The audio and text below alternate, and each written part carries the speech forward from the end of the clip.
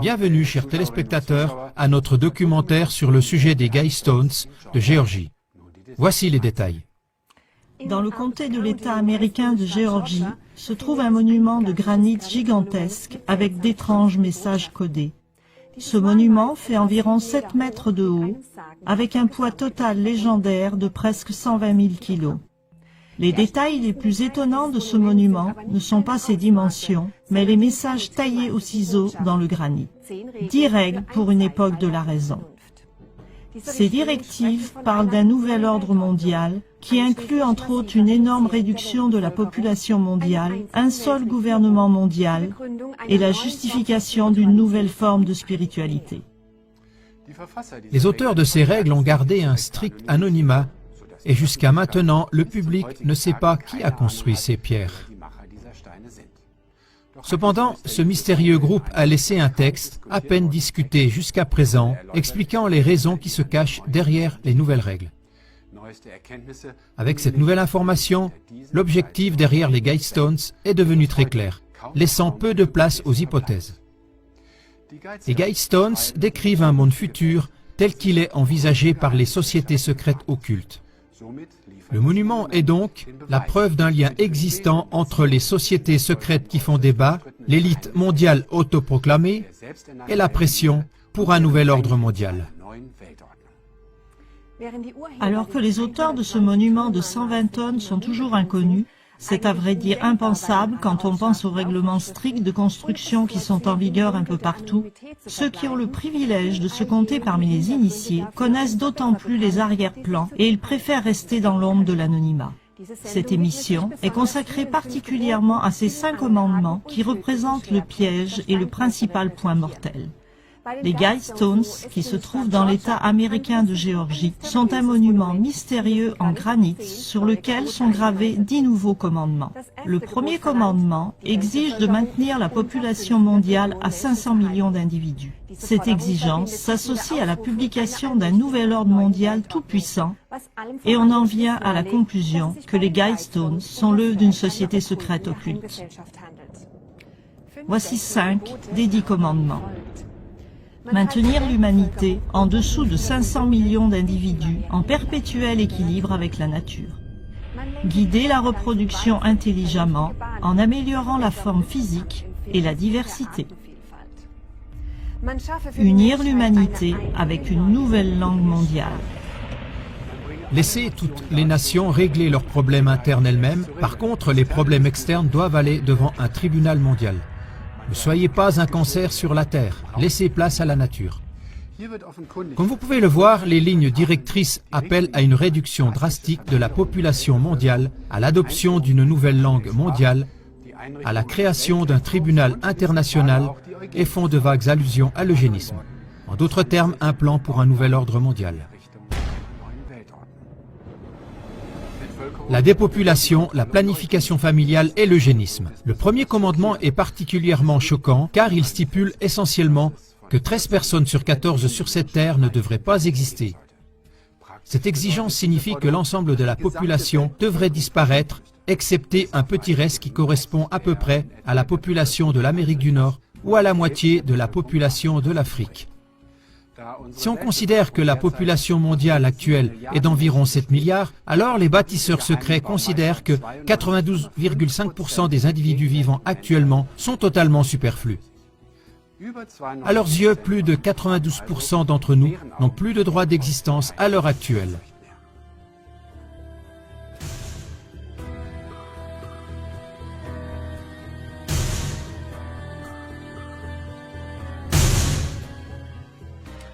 Si on pense au film 2012, très peu de personnes ont survécu. Curieusement, seulement les hommes les plus riches de la Terre. S'agit-il ici d'un programme d'avenir? Le dernier commandement des Guidestones, ne soyez pas un cancer sur la Terre, laissez place à la nature, est particulièrement inquiétant. Car il compare la vie humaine à un cancer nuisible qui a envahi la Terre. Avec cet état d'esprit, il est facile de présenter l'extinction de la quasi-totalité de la population mondiale pour des motifs raisonnables. Et on se rend compte que ce manifeste incroyable est publié en Géorgie dans pas moins de 8 langues. Le monument, constitué de granit bleu, les Georgia Guidestones, sont censés communiquer des connaissances à plusieurs niveaux, philosophiques, politiques, astronomiques, etc. Elles se composent de 4 grands blocs de pierre qui contiennent 10 principes de vie en 8 langues. Anglais, espagnol, swahili, hindi, hébreu, arabe, chinois et russe. Un court message est inscrit au sommet de la structure en 4 langues anciennes: babylonien, grec classique, sanskrit et hiéroglyphe égyptien. Il est à noter que ces 4 dernières langues anciennes sont d'une grande importance dans les enseignements des écoles à mystère occulte, comme les francs-maçons et les Rose-Croix. Le dépeuplement massif est le but gravé en 8 langues et en même temps le but le plus élevé de l'élite mondiale autoproclamée. Et en effet, de nombreuses personnalités soi-disant importantes l'ont ouvertement appelé de leur vœu.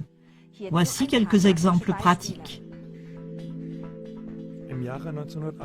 En 1988, le prince Philippe de Grande-Bretagne a exprimé le souhait que s'il devait se réincarner, il puisse être un virus mortel qui permettrait de réduire la population mondiale.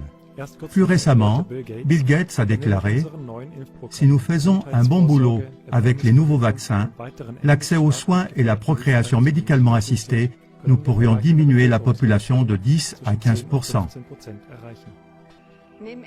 En plus des dons énormes qui ont été faits, déductibles des impôts, mais en fait destinés à promouvoir un plan de réduction de la population, il y a encore eu des réunions secrètes des élites mondiales pour discuter de ces questions. Certains milliardaires américains, parmi les plus importants, se sont rencontrés secrètement afin d'examiner comment leurs richesses pourraient être utilisées dans le but de ralentir la croissance de la population mondiale. Les philanthropes, qui ont participé à un sommet convoqué à l'initiative de Bill Gates, le cofondateur de Microsoft, ont parlé d'unir leurs forces afin de surmonter les obstacles politiques et religieux au changement. Décrit comme le bon club par un initié, il comprenait David Rockefeller Jr., le patriarche de la dynastie la plus riche d'Amérique, les financiers Warren Buffett et George Soros, le maire de New York Michael Bloomberg et les personnalités influentes des médias Ted Turner et Oprah Winfrey. À la base des monuments se trouve une tablette explicative énumérant certains des détails de la construction. Elle mentionne également une capsule temporelle qui devrait être enfouie sous la plaque en question. Les caractéristiques astronomiques sont d'une grande importance dans la conception des Guidestones. Dans une nation relativement nouvelle comme les États-Unis, les monuments qui sont alignés avec les corps célestes sont souvent l'œuvre des sociétés secrètes telles que les francs-maçons. 2 choses connues leur sont attribuées. Premièrement, leurs enseignements proviennent des écoles de mystères de l'Égypte antique, de la Grèce ou des Celtes druidiques. Deuxièmement, ils sont connus pour immortaliser dans des monuments certaines de leurs connaissances sacrées. La pierre centrale montre 2 particularités. D'abord, l'étoile du Nord est toujours visible à travers un trou spécial foré à partir du sud, vers le côté nord. Deuxièmement, une autre fente s'aligne avec les positions du soleil levant au moment de l'équinoxe et des solstices d'été et d'hiver. Le deuxième commandement des Guidestones exige en grande ligne l'intervention des législateurs dans la gestion des cellules familiales. En lisant entre les lignes, on peut reconnaître que ceci requiert la création de lois réglementant le montant des enfants par famille. En outre, l'amélioration de la diversité et de la santé peut être obtenue grâce à la reproduction sélective ou à la stérilisation des membres indésirables de la société. À l'origine, ces procédés étaient appelés eugénisme, jusqu'à ce que l'utilisation de ces termes ait été proscrite comme politiquement incorrecte à cause des rumeurs nazies. David Rockefeller. Certains croient même que nous faisons partie d'une cabale secrète, travaillant contre les intérêts des États-Unis. Ils nous définissent, ma famille et moi-même, comme des internationalistes qui conspirent avec d'autres dans le monde entier pour construire une structure politique et économique mondiale plus intégrée. Un seul monde si vous préférez. Si c'est de cela qu'on m'accuse, je plaide coupable et j'en suis fier. David Rockefeller. Dans la plupart des autres règles, il est essentiellement question de la création d'un gouvernement mondial dirigé par une petite élite éclairée qui régirait tous les aspects de la vie humaine, y compris la foi, les droits sociaux, l'économie, etc. Cette idée est loin d'être nouvelle puisqu'elle a été soutenue par les écoles à mystère pendant des siècles. Manly P. Hall a écrit en 1917. Lorsque la foule règne, l'homme est gouverné par l'ignorance. Quand l'Église règne, il est gouverné par la superstition. Et lorsque l'État règne, il est gouverné par la peur. Avant que les hommes puissent vivre ensemble dans l'harmonie et la compréhension, l'ignorance doit être transmuée en sagesse, la superstition en foi éclairée et la crainte en amour. Dans The Secret Destiny of America, Hall commente le vieux rêve d'un gouvernement mondial tel qu'il est rêvé par une société secrète. La démocratie mondiale a été le rêve secret des grands philosophes classiques. Afin de réaliser cette grande aspiration humaine, ils ont présenté des programmes d'éducation, de religion et de conduite sociale afin d'atteindre le but ultime d'une fraternité véritable et universelle. Et pour réaliser leurs objectifs plus efficacement, ces anciens savants se sont liés de façon mystique au sein d'une grande confrérie secrète et universelle. La notion de secret d'État est née en Égypte, en Grèce, en Inde et en Chine. Ceci a amené les prêtres philosophes initiés à former des ordres qui constituent des corps souverains pour instruire, conseiller et orienter les dirigeants des États. Renseignements directs fournis par les auteurs anonymes. Depuis que le monument a été érigé, le 22 mars 1980, de nombreux auteurs et chercheurs ont tenté d'interpréter le sens des idées rationnelles qui se cachent derrière ces 10 commandements. S'agit-il effectivement du schéma directeur pour un nouvel ordre mondial? S'agit-il seulement de règles à appliquer seulement en cas de catastrophe majeure? Le meilleur moyen pour obtenir une réponse précise à toutes ces questions, c'est encore de demander aux auteurs eux-mêmes. Toutefois, étant donné qu'ils ont choisi de rester anonymes, il n'est pas possible de le faire. Ils ont cependant laissé une importante déclaration qui semble avoir été négligée par presque tous les chercheurs qui se sont efforcés de trouver la solution de ce mystère des Guidestones. Ce texte étonnant, qui décrit leur motivation dans les moindres détails, ne peut être trouvé que dans The Georgia Guidestones Guidebook, une brochure produite par la Granite Company qui a construit le monument. Dès le début, il semble évident que les auteurs du monument ont comme but la création d'un nouvel ordre mondial. Il ne s'agit nullement d'une théorie du complot ou d'une hypothèse. Cette revendication est clairement formulée et fixée par écrit dans le catalogue, cité plus haut. Donc voici directement de la plume des auteurs secrets l'explication des 10 commandements des Guidestones. Il est très probable que l'humanité possède aujourd'hui les connaissances nécessaires pour établir un gouvernement mondial efficace. D'une certaine manière, cette connaissance doit être largement répandue dans la conscience de l'humanité tout entière. Très vite, les cœurs de notre famille humaine doivent être touchés afin de pouvoir accueillir volontiers une domination globale de la raison.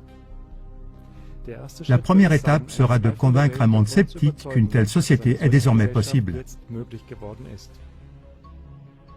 Nous, les sponsors des Georgia Guidestones, sommes un petit groupe d'Américains qui souhaitent attirer l'attention sur les problèmes centraux du dilemme actuel de l'humanité. Nous avons choisi de rester anonymes afin d'éviter le débat et la controverse qui pourraient être aptes à affadir notre message. En 1980, alors que ces pierres étaient érigées, le problème mondial le plus urgent était la nécessité de contrôler la population humaine. Durant les derniers siècles, la technologie et les carburants abondants ont rendu possible la multiplication de l'humanité au-delà de ce qui est raisonnable ou souhaitable à long terme. Aujourd'hui, nous pouvons prévoir l'épuisement imminent de ces sources d'énergie et l'épuisement des réserves mondiales de nombreuses matières premières essentielles. En Russie, de nombreux petits jardiniers nous prouvent qu'il s'agit là d'une doctrine erronée dramatique. On pourrait nourrir le monde entier avec des petits jardins. Avec environ 35 millions de jardins dans les propriétés familiales appelées des dachas, la Russie démontre comment on peut nourrir sans problème un pays entier. Ainsi, en 1999, 71% de la population a produit près de la moitié du lait consommé dans le pays, 60% de la viande, 77% des légumes, 87% des fruits et 92% des pommes de terre, le tout écologique et durable. Dans l'ensemble, les familles russes produisent pratiquement toutes les denrées alimentaires dont elles ont besoin. L'État russe encourage légalement cette culture paysanne et familiale en octroyant à chaque citoyen russe une parcelle de jardin d'une superficie de 1 à 3 hectares, libre d'impôts et gratuite. Lorsque l'on pense qu'aux USA, rien que la superficie de gazon est le double des jardins de Russie, il est clair que pour la question de nourrir le monde, cette propagande est un mensonge délibéré. Par exemple, on n'a pas besoin de semences génétiquement modifiées, ni d'agriculture industrielle pour que chacun ait assez à manger. Derrière tous ces propagandistes se cachent seulement des grosses fortunes intéressées ou calculatrices. Lorsque l'on pense que la période de végétation en Russie n'est que de moitié par rapport aux États-Unis, cela fait d'autant plus réfléchir. Cela ne mériterait-il pas d'être imité par tous les pays ? Et voici d'autres explications des auteurs secrets et anonymes. Maîtriser notre reproduction est urgent. Ceci exigera des changements importants dans nos attitudes et nos coutumes. Malheureusement, l'inertie des coutumes de l'homme peut être extrême. Cela est particulièrement vrai lorsque ceux pour qui la coutume est une force dominante ne sont pas informés de la nécessité du changement. Presque tous les pays sont maintenant surpeuplés en termes d'un perpétuel équilibre avec la nature. Nous sommes comme une flotte de canots de sauvetage surpeuplés, confrontés à une tempête qui approche. Partout dans le monde, les ressources disponibles sont exploitées sans égard, et ainsi il ne sera plus possible à la longue de garantir la prospérité actuelle de la population mondiale. Nous détruisons nos terres agricoles et nous sommes devenus dangereusement dépendants des approvisionnements extérieurs en pétrole, minerais et autres ressources non renouvelables. Des nations comme le Japon, les Pays-Bas et Haïti sont encore plus gravement surpeuplées et par conséquent en plus grand danger. Dans ces circonstances, la reproduction n'est plus exclusivement une affaire personnelle. La société doit avoir son mot à dire et un certain pouvoir de direction dans la régulation de cette fonction vitale. Les souhaits légitimes des couples sont certes importants, mais ils ne sont pas le seul critère. Les intérêts de la société actuelle et le bien-être des générations futures doivent être pris en considération de façon accrue, à mesure que nous développons des mécanismes visant à contrôler notre procréation de façon rationnelle. Par le biais d'une pression légale et sociale, il faut veiller à ce qu'il n'y ait plus un grand nombre d'enfants par famille, ce qui est irresponsable. Les couples qui n'ont pas de revenus suffisants pour nourrir une famille ne doivent pas avoir d'enfants. Ils deviendraient une charge pour les autres. Amener des enfants inutiles dans un canot de sauvetage surpeuplé est scandaleux. C'est injuste pour ces enfants. C'est nocif pour les autres occupants et tous les êtres vivants.